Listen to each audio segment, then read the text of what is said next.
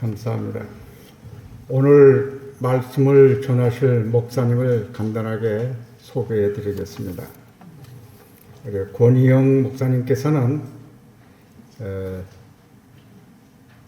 대한민국 장로회 통합측 교단의 서울로회장을 역임하셨습니다.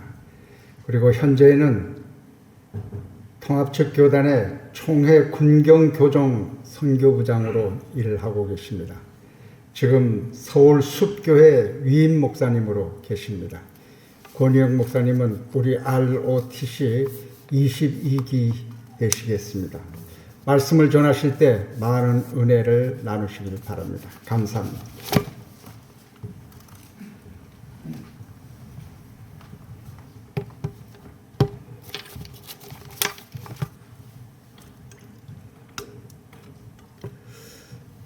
가끔씩 여기서 설교할 때 마스크 벗고 하는데 벗어도 될까요? 예, 죄송합니다. 우리 회장님으로부터 설교 와달라고 말씀을 듣고 난 뒤에 참 기뻤습니다. 첫째는 하나님을 만나러 간다라고 하는 기쁨이 있었고요. 두 번째는 이렇게 믿음 좋으신 우리 선배님들을 만나 뵈러 간다라고 하는 기쁨에 마음이 뛰었습니다. 사실 제가 목사가 아니었다면 저도 우리 선배님들처럼 열심히 우리 알기연 활동을 했을 텐데 하는 그런 마음을 좀 해보고, 또 22기 우리 건태산 장로님이 회장이신데 저희 교회에서도 몇 번 모이면서 좀 활성화를 하기 위해서 나름대로 애를 써본 경험이 있습니다. 이 아침에 정말 예배하는 자를 찾으시는 하나님께서 우리 한 분 한 분을 터치해 주시고 또 기도에 응답해 주시고 함께 하신 하나님을 찬양합니다. 기독교계에 아주 큰 기업을 이루신 회장님께서 그런 간증을 하셨습니다. 회사를 일군다라고 하는 것이 쉽지 않은 일인데 열심히 한 10년 이상 이렇게 회사를 일구는데 그때 자기를 무척이나 괴롭혔던 세 사람이 있었다라고 하는 겁니다.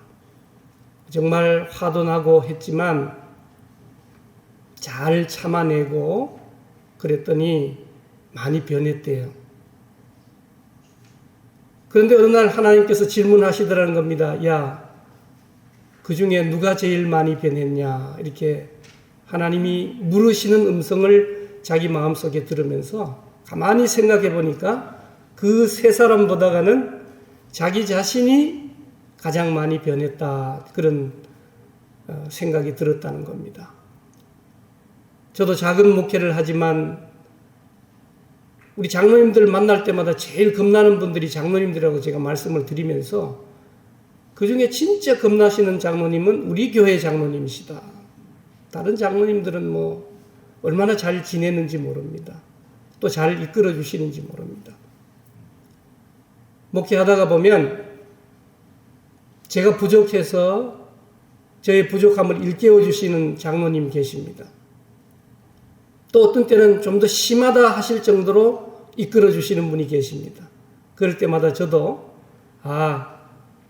저를 길러주시는 총장님 또 교수님 하면서 잘 수용도 하고 배우기도 하고 그렇게 합니다.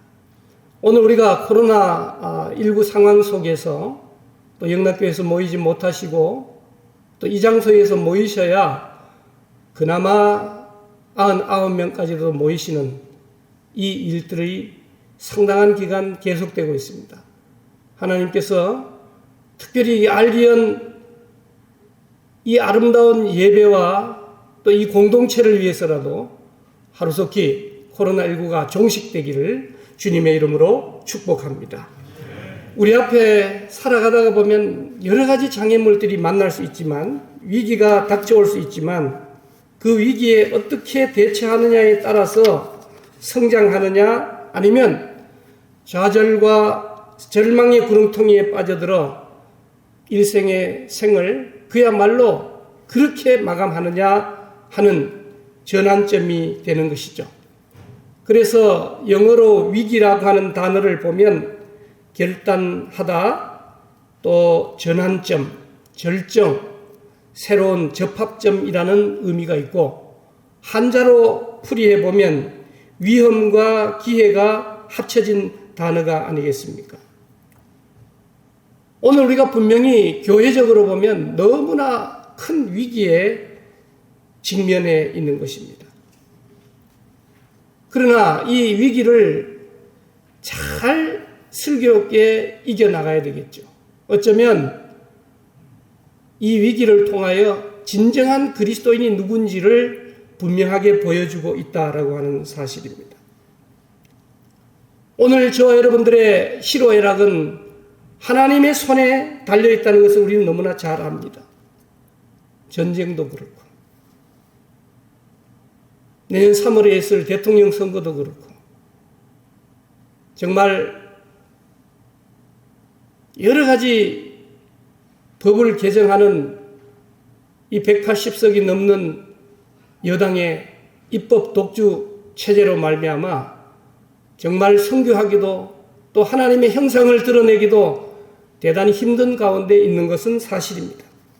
그러나 이 모든 것까지도 하나님의 손에 달려있다라고 하는 사실을 고백하지 않을 수 없다라고 하는 것이죠. 이스라엘 백성들을 애굽에서 이끌어내셔서 가나안 땅으로 인도하신 하나님 아버지, 그 가나안 땅에 들어가기까지 정말 많이 하는 것이 바로 전쟁이다라고 하는 사실입니다. 이스라엘 백성들을 심판하실 때도 전쟁을 통해서 심판의 계획을 완성하셨음을 잘 압니다. 북이스라엘을 향한 심판은 아수르의 침공으로 그 뜻을 이루셨고, 남유다를 향한 심판 역시 바벨론의 침공을 통해서 하나님의 선한 뜻을 이루셨다라고 하는 것입니다. 아마도 다윗은 이스라엘의 역사가 전쟁의 역사요, 하나님의 섭리가 전쟁사를 통해 이루어졌음을 잘 알고 있었습니다.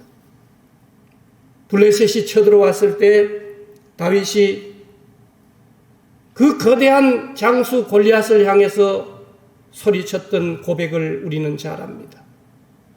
사무엘상 17장 47절에 보면 여호와의 구원하심이 칼과 창에 있지 아니함을 이 무리로 알게 하리라.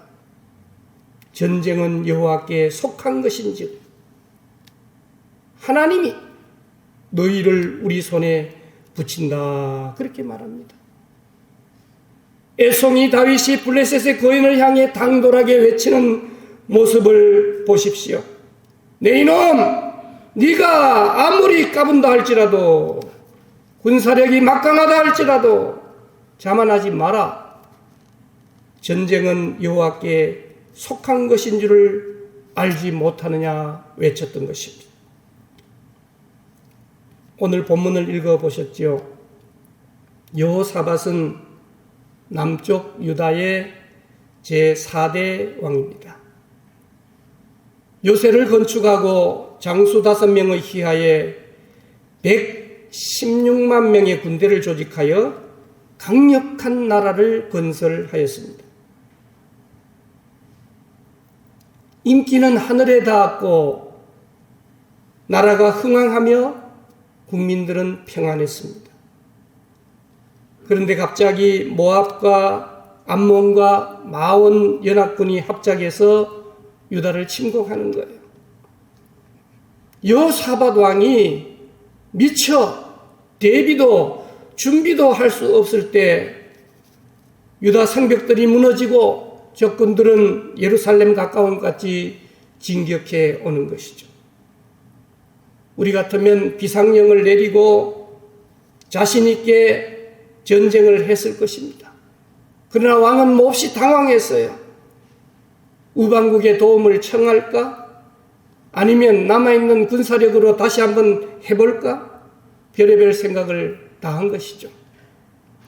그러나 여호사밧 왕은 결단하고 있습니다. 이 위기가 기회라는 것이죠.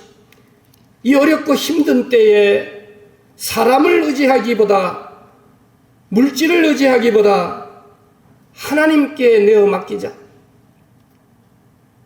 그리고 왕은 오늘 본문에도 보면 전 국민에게 금식을 선포하고 성전에 나아가 엎드려 하나님 아버지께 부르짖기 시작한 겁니다. 하나님, 우리는 적군을 대할 능력이 없고 어떻게 할 방법도 알지 못하고 오직 주님만 바라봅니다. 하나님은 야하시엘 선지자를 통하여 응답해 주시면서 너희는 그래도 다만 대열을 쫙 갖추고 마주 나가서서 너희가 싸울 것이 아니고 하나님이 싸우시는 것, 하나님이 이 전쟁을 어떻게 끝내주시는가를 정확하게 바라보라고 하는 것입니다. 여호사밧은 그 말씀대로 순종하였더니 적진에서 자중질환이 일어나 자멸을 하는 것이었습니다. 이스라엘 군대는 이 광경을 서서 찬송을 부르면서 하나님께 영광을 돌렸고 전쟁이 끝나고 그 군수 물자를 거두는 데만 사흘이나 걸렸고 나흘째 되는 날에 다시 모여 찬양했으며 그곳 이름을 찬양의 꼴짝이라 이름 지었다라고 하는 것이죠. 오늘 우리는 본문 말씀을 통하여 하나님께서 우리에게 주시는 교훈을 얻고자 하는 겁니다. 첫째는 기도로 시작했다라고 하는 것이죠. 건강하신 분, 사업이 잘 되는 분, 하는 일마다 생각대로 다 되는 분, 누가 기도합니까? 그래서 어쩌면 우리의 신앙생활이 때로는 병들고 때로는 사업에 어려움을 겪고 때로는 가정에 여러 가지 대소사의 문제가 있을 때 하나님께 메어 달리는 부족한 우리의 모습을 보게 된다라고 하는 사실이죠.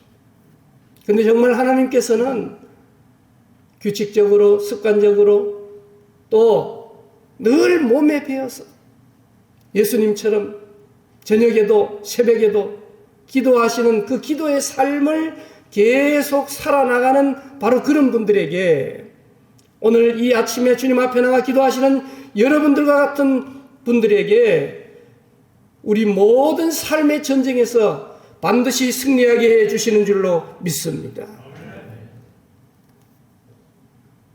많은 사람들이 모든 방법 다 써보고 난 다음에 하다 안 되면 기도하죠. 그러나 여호사밧은 처음부터 기도했다라고 하는 사실입니다. 13절 말씀을 보면 유다 사람 그 아내와 자녀와 어린 자로 더불어 여호와 앞에 섰다라고 하는 겁니다. 모든 국민이 금식하며 기도했다라고 하는 사실입니다. 사랑하는 여러분, 코로나19 그래서 우리나라의 사망자가 1년 반 이상 지나면서 많이 죽습니다. 많이 확진됩니다. 근데 생각해보면 마스크 쓰면 어느 정도 살만하죠. 이것보다 훨씬 더한 전염병이 왜 오지 않겠습니까? 지금 우리가 어떻게 이 어려운 시기를 잘 대비하고 특별히 기도하는 삶을 멈추지 않느냐에 따라서 우리 앞에 어떤 어려움이 온다 할지라도 반드시 기도로 승리하게 될 줄로 믿습니다. 두 번째는 여호사밧 왕이 하나님의 선지자의 말씀대로 순종했다라고 하는 사실입니다. 야하시엘이라고 하는 선지자를 통해 응답을 받고 그 말씀대로 믿고 순종했다라고 하는 것입니다. 그 응답의 내용이 116만 명의 군대를 어디에 배치해서 어떤 작전을 하라는 것이 아니었습니다. 다만 적군들 앞에 당당하게 도열해 있기만 하면 내가 대신 싸워준다. 어쩌면 당당하게 도열해서 적의 화살에 맞아 죽어라, 그런 말처럼 들릴 수도 있는 것입니다. 그러나 여호사밧은 하나님의 말씀을 믿었고 내 생각에 맞든 안 맞든 하나님이 세우신 종을 신뢰하고 그 말씀을 순종하게 되었다라고 하는 사실입니다. 오늘 우리가 지금까지도 그러했지만 정말 날마다 승리할 수 있는 비결, 특별히 전쟁에서, 전쟁 같은 삶 속에서 승리할 수 있는 비결은 맨날 듣는 말씀이지만 하나님의 말씀대로 순종하는 것, 믿으시기 바랍니다. 하나님의 말씀을 듣고 순종할 때에 큰 믿음이 생겨나게 되는 것이죠. 그리고 특별히 오늘 본문 말씀을 읽어보았습니다마는 이 감사의 찬송이라고 하는 위력을 우리는 경험할 수 있는 것입니다. 저는 이 찬송을 하나님께 영광 돌리는 종합 비타민이라 그렇게 표현도 하죠. 찬송이 되려면 가장 거룩한 찬송은 하나님의 말씀을 그대로 해야 하는 것입니다. 낮엔 해처럼 밤엔 달처럼 그렇게 살 수는 없을까? 이거는 찬송가의 급에서 조금 낮기 때문에 복음성가라고 얘기하는 것이죠. 하나님의 말씀에 곡조를 붙였습니다.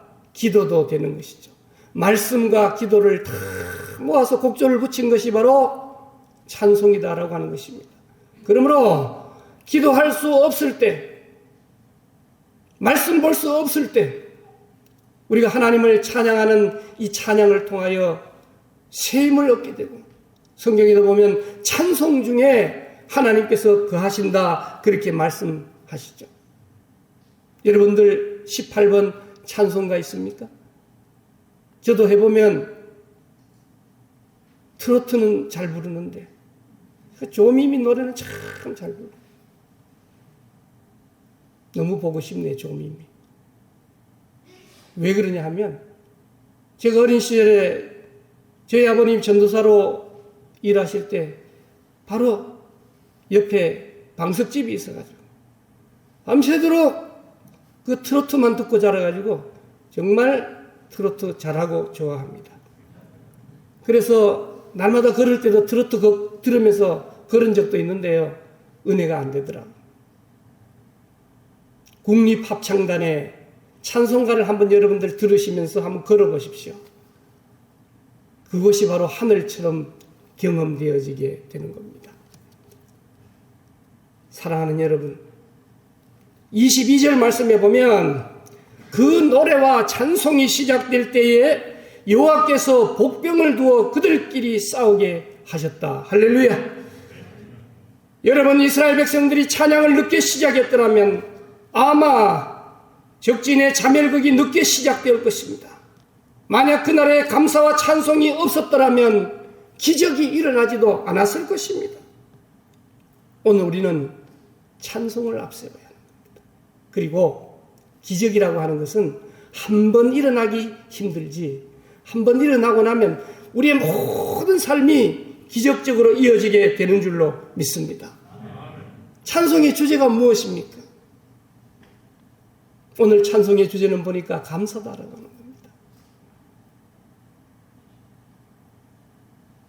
정말 이렇게 어려운 환경 속에서도 안 모이면 어떻습니까? 뭐 좀 쉬죠, 뭐. 우리 임원들과 회장님과 전 회장님들의 이 피 눈물 나는 기도와 노력으로 예배가 이어진다, 기도가 이어진다, 찬송이 이어진다. 하나님은 살아계시고 하나님은 오늘 우리에게 놀라운 은혜를 허락해 주시는 줄로 믿습니다. 전쟁해본 적 오래되었죠. 그러나 우리는 영적으로 매일매일 영적인 전쟁을 하고 있는 것입니다. 인생에 평탄은 없는 것입니다. 시련과 난관이 오늘도 우리 앞에 도사리고 있는 것입니다. 이런 인생에 평안을 주시는 하나님, 하늘로부터 평화를 우리에게 허락해 주시는 줄로 믿습니다. 건강에 문제가 있어도 사업에 어려움이 있어도 평화가 있는 것입니다. 하나님이 함께 하시고 하나님이 하실 수 있도록 전쟁과 같은 상황 속에서도 날마다 평안이 넘치시기를 주님의 이름으로 부탁을 드립니다. 우리가 부르짖을 때 무작정 부르짖는다고 되는 게 아니잖아요. 하나님 잘 되게 해주세요. 자기 자신만 생각하면서 그렇게 살아나가고 할 때 그것이 응답되는 것이 기도가 아니죠. 하나님의 말씀으로 부르짖어야 되고 또 찬송할 때 그 주제는 반드시 감사가 되어야 된다라고 하는 사실이죠. 15절에 보면 두려워하거나 놀라지 말라는 것입니다. 이 전쟁이 너희에게 속한 것이 아니고 하나님께 속한 것이다. 그렇게 말씀하고 있는 것입니다. 파도를 타는 사람들을 기억하십시오. 바람이 불수록 탈 수가 있다라고 하는 사실입니다. 하만이 유다인을 멸하려는 음모를 꾸며 아수르 왕에게 법을 제정하도록 하고 그 법을 각 도처에 선포했습니다. 그때입니다. 에스더와 모르드게를 비롯해서 온 국민이 3일 동안 먹지도 않고 금식 기도하면서 죽으면 죽으리라고 기도한 후에 왕에게 나아가 하만의 계략을 알리는 것입니다. 금식 기도는 사탄의 계략을 급하게 무너뜨리는 역사가 나타나게 된 겁니다. 다니엘이 금식하며 기도하자 모든 사람이 해석할 수 없었던 왕이 꾼 꿈 해석할 수 있게 되었고, 그러므로 말미암아 기도는 우리의 불확실한 미래를 알 수 있게 하고 치료의 역사가 나타나게 하고 사명을 감당할 수 있도록 도와준다라고 하는 사실입니다. 우리는 왜 하나님을 바라보아야 합니까? 그분은 우리의 생사화복뿐만 아니라 가정과 국가의 흥망성쇠를 주관하는 분입니다. 그리고 그분은 전능하신 하나님이십니다. 그리고 그분은 복의 근원이시기 때문입니다. 사랑하는 알기온 회원 여러분, 우리 앞에 수없이 많은 위기가 있었고 또 앞으로 더 큰 위기가 우리에게 닥쳐오게 될 것입니다. 오늘 말씀에 등장하는 여호사밧 왕을 기억하십시오. 기도로 시작해야 하는 것입니다. 의사한테 가서 내 질병에 대해서 얘기하고 처방을 했는데 그 소리만 듣고 가서 약 짓지 않고 약 먹지 않으면 어떻게 나을 수 있겠습니까? 말씀에 순종해야 되는 것입니다. 더 나아가서 감사가 주제가 되는 찬송을 일평생 드림으로 말미암아 지금처럼 날마다 승리하는, 싸우려고 애쓰는 것이 아니라 하나님께 맡기고 하나님이 승리하게 하시는 아름다운 장면들을 날마다 경험하는 저와 여러분들이 되시기를 주님의 이름으로 축복합니다. 하나님 아버지, 인간의 운명과 역사를 좌우하시는 아버지시여, 오늘 이 아침에도 우리에게 은혜와 복을 주시기 위하여 우리를 불러주시니 감사합니다. 하나님, 저희들은 기도부터 하지 않고 다 해보고 안 되면 기도했고 전적으로 하나님을 신뢰하지 못했고 찬송과 감사보다는 염려와 원망을 앞세우던 삶을 산 적도 있습니다. 그래서 하나님의 축복의 역사가 지연되거나 취소되지는 않았는지 생각하며 다시 한번 말씀 위에 굳게 서서 기도로, 찬송으로, 감사로 승리하는 우리 모두 되게 도와주시옵소서. 한 분 한 분의 기도의 제목이 있습니다. 여호와 하나님, 죽을 수밖에 없는 우리를 구원하신 아버지시여, 십자가에 달려 생명을 우리를 위해 피 흘려 죽어주신 주님을 기억하며 다시 한번 혼자서는 힘들지만 우리가 알겐으로 함께 모여서 서로를 위해 기도하며 승리하는 하루하루가 되게 도와주시옵소서. 감사드리옵고 예수님의 이름으로 기도드리옵나이다. 아멘.